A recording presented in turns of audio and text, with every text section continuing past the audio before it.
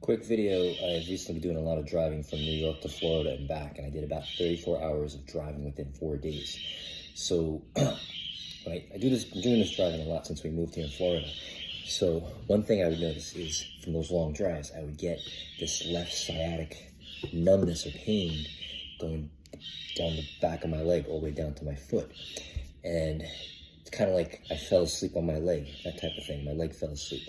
So anyway, what happened is, and this is what I do, thankfully, is I have a tendency to sit with my left knee out to the side or turned out, okay?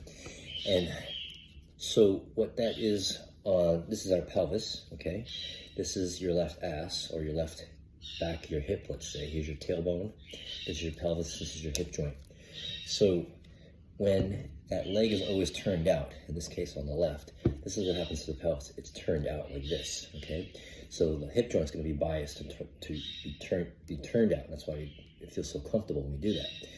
So what happens is, when it's like turned out like there, there's a tendency of it to also be rotated forward. We call that anterior pelvic rotation or anterior tilt, or sticking your butt out, but more so on the left side. So anyway, what happens is, this portion here is called the pelvic outlet over here, this hole over here. So when the pelvis is turned out, or biased or turned out like this, that, see there? It closes the pelvic outlet, right?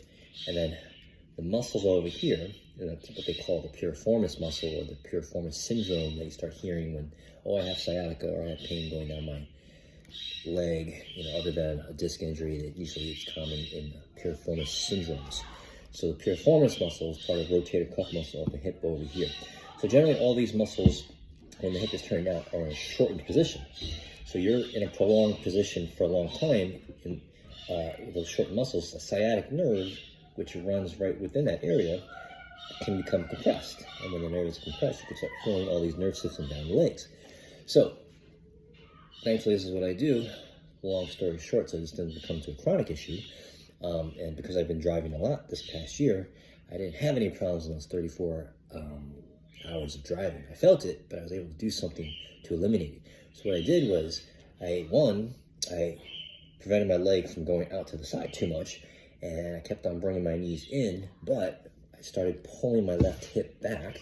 So I went from the position of this turning out, so this turns in, that opens the pelvic outlet over here, decompresses the sciatic nerve, and took a lot of the symptoms away right away. So I was basically making my left leg short by shifting my left hip back and shifting my right hip forward to create this pattern which allowed for this opening and decompressing. So anyway, long story short, I feel good.